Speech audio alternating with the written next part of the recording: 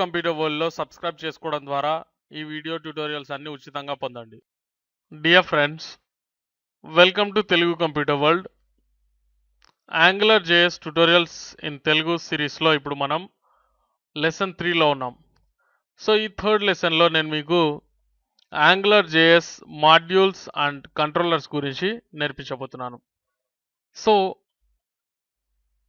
ఈ లెసన్ని మీరు అర్థం చేసుకోవాలంటే ప్రీవియస్ లెసన్స్ని మీరు చూసి ఉండాలి. ఓకే, సో అదేవిధంగా తెలుగు కంప్యూటర్ వరల్డ్లో మీకోసం నేను వెబ్ డెవలప్మెంట్కి సంబంధించినటువంటి ట్యూటోరియల్స్ అయినటువంటి HTML5 అండ్ CSS3 అదేవిధంగా జావా స్క్రిప్ట్ ట్యూటోరియల్స్ అన్నీ కూడా మీకు అందుబాటులో ఉంచడం జరిగింది. కంప్లీట్గా ఫ్రీగా అందుబాటులో ఉన్నవి. సో ఎవరైనా మిస్ అయినట్లయితే ఫస్ట్ వెళ్ళి ఆ ట్యూటోరియల్స్ చూసిన తర్వాత మీరు యాంగులర్ జేఎస్ ట్యూటోరియల్స్ చూసినట్లయితే చాలా చక్కగా అర్థమవుతుంది. సో ఫ్రెండ్స్, ఇప్పుడు యాంగులర్ జేఎస్ మాడ్యూల్ అంటే ఏంటి? యాంగులర్ జేఎస్ మాడ్యూల్ అనేది ఒక కంటైనర్. సో ఆ కంటైనర్లో ఏముంటాయంటే మీ యొక్క యాంగులర్ జేఎస్ అప్లికేషన్కి సంబంధించినటువంటి డిఫరెంట్ పార్ట్స్ అనేవి దాంట్లో ఉంటవి. Just like controllers, directives, services etcetera. Okay, so controllers గురించి ఇక్కడ మనం ఈ ట్యూటోరియల్లో నేను మీకు చూపించబోతున్నాను. సో డైరెక్టివ్స్ గురించి ఆల్రెడీ మనం ప్రీవియస్ ట్యూటోరియల్లో డిస్కస్ చేయడం జరిగింది. ఒకవేళ మీరు మిస్ అయినట్లయితే angular JS tutorial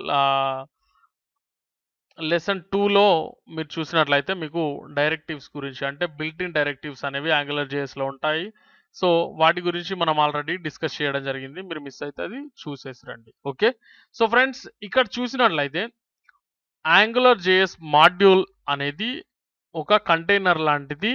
controllers and services, directives లాంటివి అది కలిగి ఉంటుంది.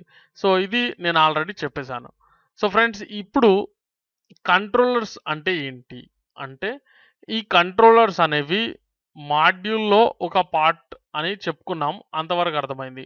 కానీ కంట్రోలర్ అనేది ఒక జావా స్క్రిప్ట్ ఫంక్షన్ అని తెలుసుకోవాలి మీరు. ఓకే, సో ఇదొక జావా స్క్రిప్ట్ ఫంక్షన్. సో ఇదేం చేస్తుందంటే మనకు డేటాని తీసుకుంటుంది, అదేవిధంగా ప్రాసెస్ చేస్తుంది, అదేవిధంగా మనకు డిస్ప్లేకి అందిస్తుంది. ఓకే, సో ప్రాక్టికల్గా చూసినప్పుడు చాలా సింపుల్గా అనిపిస్తుంది, కానీ మీరు చాలా కాన్సన్ట్రేట్ చేయాల్సి ఉంటుంది అనమాట ఇక్కడ.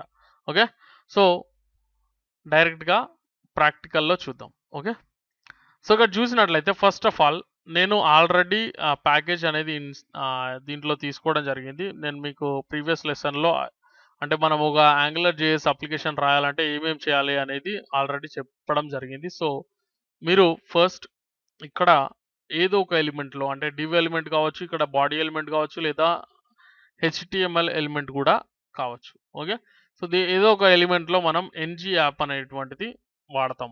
ఎందుకంటే మనం ఈ యొక్క యాంగులర్ జేఎస్ అప్లికేషన్ని రన్ చేయాలంటే డెఫినెట్గా ఈ యొక్క డైరెక్టివ్ అనేది యూజ్ చేయాల్సి ఉంటుంది. ఓకే, NG యాప్ అనేది ఏం చేస్తుంది? మన యొక్క అప్లికేషన్ని తెలియజేస్తుంది. ఓకే, యాంగులర్ జేఎస్కి సంబంధించిన అప్లికేషన్ని తెలియజేస్తుంది. ఇక్కడ ఫర్ ఎగ్జాంపుల్ నేను NG app is equal to ఒక నేమ్ అనేది అసైన్ చేస్తున్నాను అనుకోండి, అది మాడ్యూల్ అవుతుంది అనమాట. ఓకే, సో ఫర్ ఎగ్జాంపుల్ నేను ఇక్కడ మై మాడ్యూల్ అని ఇచ్చేసాను అనుకోండి. ఓకే, సో స్మాల్ లెటర్తో స్టార్ట్ చేశాను. ఇక్కడ నెక్స్ట్ లెటర్ వచ్చేసి క్యాపిటల్, నెక్స్ట్ వర్డ్లో ఫస్ట్ లెటర్ వచ్చేసి క్యాపిటల్ తీసుకున్నాను.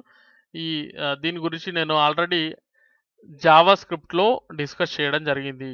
ఓకే, సో ఇప్పుడు దాని గురించి మాట్లాడదలుచుకోలేదు. ఎనీవేస్, ఇక్కడ నేను ఈ విధంగా తీసుకున్నాను. మరొక డివ్ ఎలిమెంట్ అనేది తీసుకుంటాను. ఓకే, సో డివ్ ఎలిమెంట్ అనేది తీసుకుంటాను. యాక్చువల్లీ మనం మాడ్యూల్ని క్రియేట్ చేయాలన్నా, కంట్రోలర్ని క్రియేట్ చేసి దానికి యాడ్ చేయాలన్నా ఇప్పుడు ఇవన్నీ అవసరం లేదు. ఫస్ట్ అది క్రియేట్ చేసుకోవచ్చు. కానీ మీకు ఇంకా మరింత ఈజీగా ఉండడం కోసం నేను ఈ ప్రాసెస్ని చూపిస్తున్నాను మీకు. ఓకే, సో నెక్స్ట్ ఇక్కడ నేను ఈ డివ్లో ఓకే ఇక్కడ బాడీ ఎలిమెంట్లో మాడ్యూల్ అనేది యూజ్ చేస్తే ఈ డివ్ ఎలిమెంట్ అనేది ఎక్కడ ఉంది? బాడీ ఎలిమెంట్లోనే ఉంది. కాబట్టి ఇది మనకు అప్లికేషన్ లోపలే ఉంది. కాబట్టి ఇక్కడ మనం కంట్రోలర్ని యూజ్ చేసే అవకాశం మనకు ఉంది. Okay, so NG controller, spelling wrong రాకూడదు. ఓకే, సో కంట్రోలర్కి నేమ్ వచ్చేసి నేను myctrl అని ఇస్తున్నాను. ఓకే, ఈ రెండు గుర్తుంచుకోండి. మనం ఎందుకు ఈ విధంగా తీసుకున్నాం, దాన్ని ఏ విధంగా ఎగ్జిక్యూట్ చేస్తాం అనేది ఇప్పుడు మనం తెలుసుకుందాం. Okay, so how to create a module. Okay, ఒక మాడ్యూల్ని ఏ విధంగా క్రియేట్ చేయొచ్చు అనేది ఇప్పుడు మనం చూద్దాం. సో దానికోసం మనం స్క్రిప్ట్ ఎలిమెంట్ లేదా స్క్రిప్ట్ ట్యాగ్స్ అనేవి యూజ్ చేస్తాం. స్క్రిప్ట్,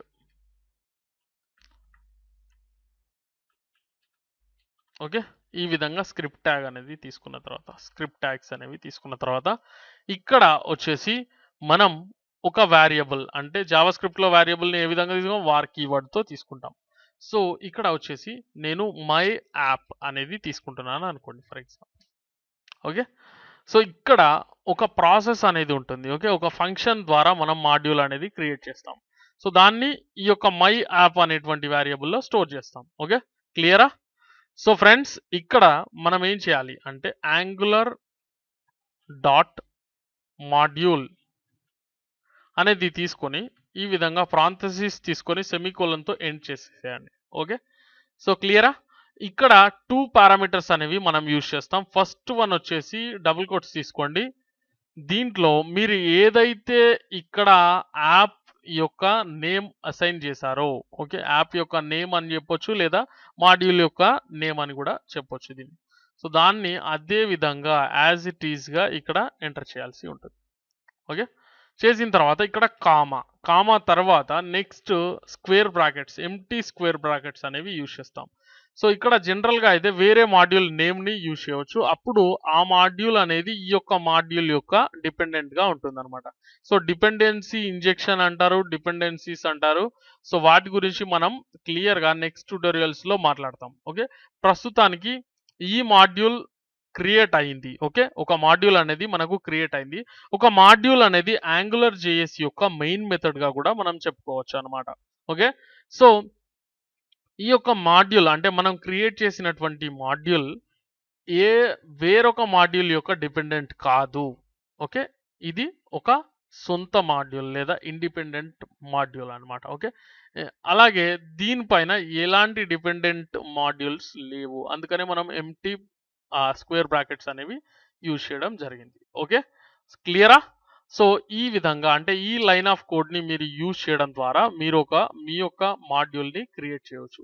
సో ఈ మాడ్యూల్ని క్రియేట్ చేయడమే కాకుండా మనం ఎగ్జిక్యూట్ చేయడం కూడా అంతే అవసరం కాబట్టి, సో ఈ మాడ్యూల్ని మనం యూజ్ చేసే పద్ధతి ఏ విధంగా ఉంటుందంటే ఎన్జీ యాప్ ఈజ్ ఈక్వల్ టు మనం ఏదైతే మాడ్యూల్ ఫస్ట్ పారామీటర్ ఏదైతే తీసుకున్నామో అదే పారామీటర్ని మనం ఇక్కడ రాసుకుంటాం అనమాట. అదే నేమ్ని లేదా అదే టెక్స్ట్ని మనం ఇక్కడ ఎంటర్ చేస్తాం. ఓకే, సో ఇంత క్లియర్గా చెప్పాను, కన్ఫ్యూజ్ అవ్వద్దు. Okay, so friends, next how to create a controller. Okay, how to create a controller. So కంట్రోలర్ని ఏ విధంగా క్రియేట్ చేయొచ్చు అంటే చూడండి, మళ్ళీ ఒక వార్ కీవర్డ్ని తీసుకొని ఇక్కడ మై కంట్రోలర్ అని రాసుకుంటున్నాను. చూడండి, నేను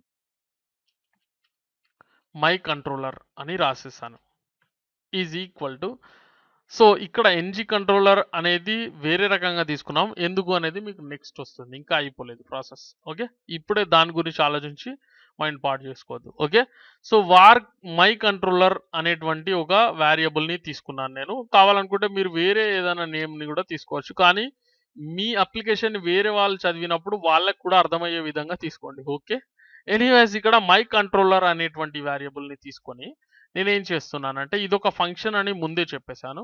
సో ఇదొక జావా స్క్రిప్ట్ ఫంక్షన్ కాబట్టి ఈ విధంగా ఫంక్షన్ అని రాసేయండి.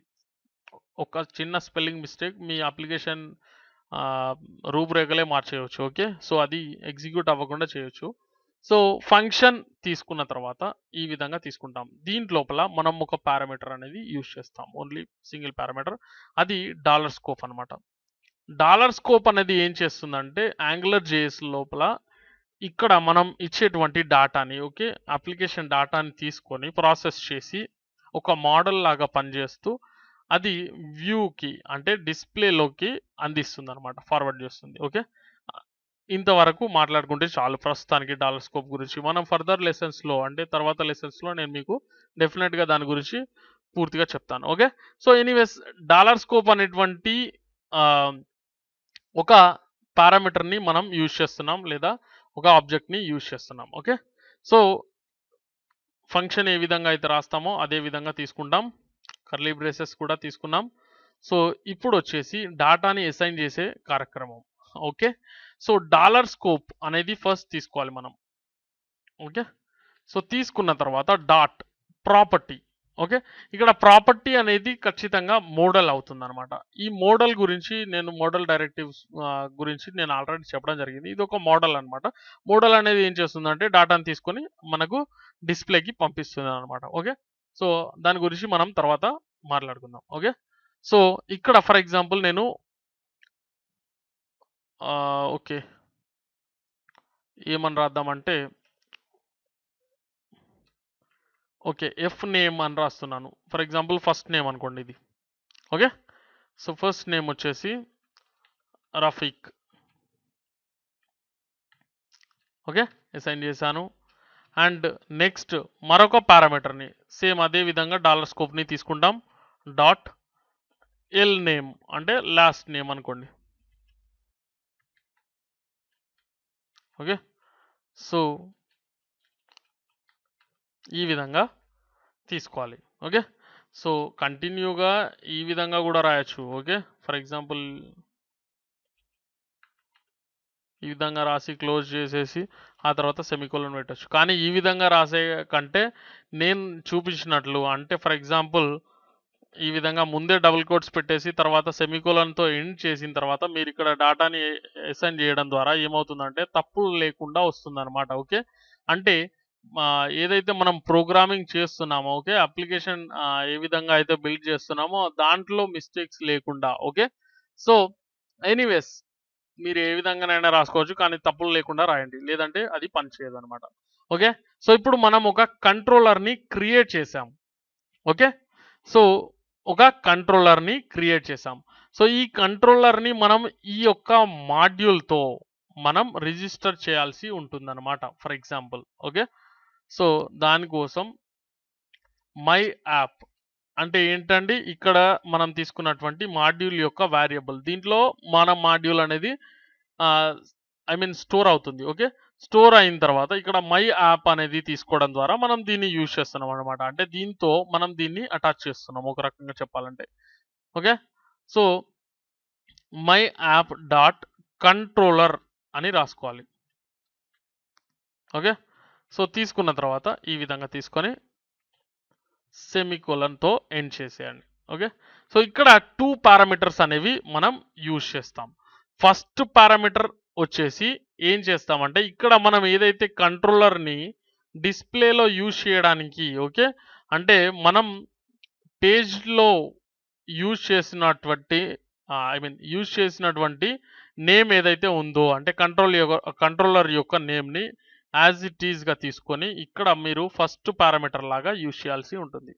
ఆ తర్వాత కామా పెట్టేసి ఓకే కామా పెట్టేసిన తర్వాత ఇక్కడ మనం క్రియేట్ చేసినటువంటి వేరియబుల్ అంటే ఈ కంప్లీట్ వేరియబుల్ లోపల మనం ఈ యొక్క ఫంక్షన్ని అంటే కంట్రోలర్ని స్టోర్ చేస్తాం. ఓకే, సో ఈ వేరియబుల్ నేమ్ ఏదైతే ఉందో దాన్ని సెకండ్ పారామీటర్ లాగా తీసుకోవాల్సి ఉంటుంది. ఓకే, సో ఇప్పుడు మనం ఇక్కడ ఉన్నటువంటి ఈ యొక్క రిజల్ట్ ఏదైతే ఉందో అంటే కంట్రోలర్లో మనం ఇచ్చినటువంటి ఒక ప్రాపర్టీ వాల్యూస్ ఏవైతే ఉన్నావో ఆ వాల్యూస్ని మనం ఇక్కడ ఎక్స్ప్రెషన్ ద్వారా ఓకే డాటా బైండింగ్ అనేటువంటి ప్రక్రియ ద్వారా మనం దాన్ని డిస్ప్లే చేయాల్సి ఉంటుంది అనమాట. సో ఫర్ ఎగ్జాంపుల్ డాటా బైండింగ్కి మనం రాసేటువంటి ఎక్స్ప్రెషన్ ఈ విధంగా ఉంటుంది. సో ఇక్కడ ఏం చేస్తానంటే నేను చూడండి ఈ యొక్క కంట్రోలర్కి సంబంధించినటువంటి డివ్ ఎలిమెంట్లో మాత్రమే ఇది యూజ్ చేయాలి, లేదంటే వేరే చోట యూజ్ చేస్తే అది పనిచేయదు. అది ఏ విధంగా ఉంటుందో నేను మీకు మళ్ళీ చూపిస్తాను. ఓకే, ఎనీవేస్ ఇక్కడ చూసినట్లయితే ఇక్కడ డాలర్ స్కోప్ డాట్ అని ఉంది కదా, సో డాలర్ స్కోప్ని మాత్రం మీరు యూజ్ చేయకూడదు, కేవలం ఇది మాత్రమే తీసుకోవాలి, ప్రాపర్టీ వాల్యూని మాత్రమే తీసుకోండి. అండ్ ప్లస్ ఈ విధంగా కొంత స్పేస్ అనేది తీసుకొని ఓకే సో తర్వాత ఈ యొక్క ప్రాపర్టీని తీసుకున్నాం అనుకోండి ఫర్ ఎగ్జాంపుల్. ఓకే, సో అప్పుడు ఏమని డిస్ప్లే అవ్వాలి, రఫీక్ మహమ్మద్ అని డిస్ప్లే అవ్వాలి. ఒకసారి సి రిజల్ట్ పై క్లిక్ చేసినట్లయితే మనకి ఇక్కడ రిజల్ట్ అనేది వచ్చేసింది. ఫర్ ఎగ్జాంపుల్ ఇప్పుడు మనం ఏం చేస్తున్నామంటే మరొక డివ్ ఎలిమెంట్ని తీసుకుంటున్నాను నేను. ఓకే,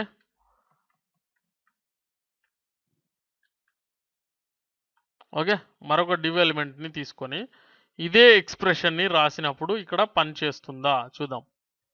సో చేయలేదు. ఎందుకు అంటే ఇక్కడ మనం ఈ యొక్క డివ్ ఎలిమెంట్లో మాత్రమే ఈ యొక్క కంట్రోలర్ని యూజ్ చేసాం.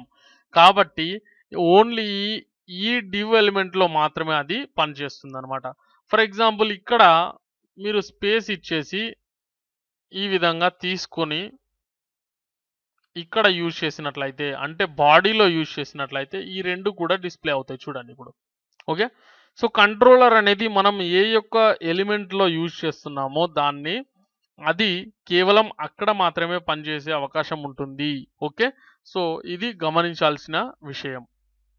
అండ్ మీరు ఇక్కడ చూసినట్లయితే ఈ విధంగా మనం ఒక మాడ్యూల్ని క్రియేట్ చేసాం, అదేవిధంగా ఒక కంట్రోలర్ని క్రియేట్ చేసాం, అదేవిధంగా మనం క్రియేట్ చేసిన మాడ్యూల్తో మన కంట్రోలర్ని రిజిస్టర్ చేసుకున్నాం. ఆ విధంగా మనం ఈ యొక్క రిజల్ట్ అనేది తీసుకున్నాం. సో ఈ ఒక డివ్ ఎలిమెంట్ని తీసేస్తున్నాను. ఓకే, సో తీసేసిన తర్వాత ఇక్కడ కంట్రోలర్ని మీరు రిజిస్టర్ చేసే ప్రక్రియ మీరు గమనించినట్లయితే ఇక్కడ మై యాప్ అంటే మన మాడ్యూల్ డాట్, ఓకే, మాడ్యూల్ యొక్క నేమ్, వేరియబుల్ నేమ్ యొక్క నేమ్ని తీసుకొని డాట్ పెట్టేసి కంట్రోలర్ అనేది తీసుకున్నాం. ఆ తర్వాత మనం ఏదైతే డిస్ప్లేలో వాడామో, అంటే మనం ఏదైతే పేజ్లో యూజ్ చేసామో రిజల్ట్ కోసం లేదా వాల్యూ కోసం, ఓకే, సో ఆ యొక్క నేమ్ని ఇక్కడ ఫస్ట్ పారామీటర్ లాగా తీసుకున్నాం. సో ఇదంతా ఏంటి అంటే ఈ యొక్క ఫంక్షన్ అన్నమాట. ఓకే, ఈ వేరియబుల్కి అర్థం ఏంటి, ఈ యొక్క ఫంక్షన్ అన్నమాట. సో మనం ఇదంతా రాయకుండా ఏం చేయొచ్చు అంటే ఇక్కడ నుంచి ఇక్కడ వరకు తీసుకొని, ఓకే, సెమీకోలన్ అనేది అవసరం లేదు, కాపీ. సో సెమీకోలన్ కాకుండా ఇక్కడ వరకు కాపీ చేసేసుకొని మీరు ఏం చేయొచ్చు అంటే దీనికి బదులుగా ఇక్కడ యూజ్ చేయొచ్చు. సో అలాంటప్పుడు మీకు ఇదంతా అవసరం లేదనమాట. ఈ స్టెప్ అనేది కంప్లీట్గా మీరు ఎలిమినేట్ చేసేయచ్చు. ఓకే, సో అంటే మనం ఈ విధంగా కూడా కంట్రోలర్ని యూజ్ చేయొచ్చు అనమాట. ఓకే, సో రిజల్ట్లో ఎలాంటి మార్పు లేదు, అంటే ఈ కంట్రోలర్ పనిచేస్తుంది. సో ఫర్ ఎగ్జాంపుల్ మీరు గమనించినట్లయితే మనం మరొక వేరియబుల్ని క్రియేట్ చేసి అదంతా ప్రాసెస్ని చేయని అవసరం లేదనమాట. అంటే war my app is equal to angular dot module ద్వారా ఈ ప్రాసెస్ ద్వారా మనం ఒక మాడ్యూల్ని క్రియేట్ చేసాం. ఇక్కడ వరకు ఓకే.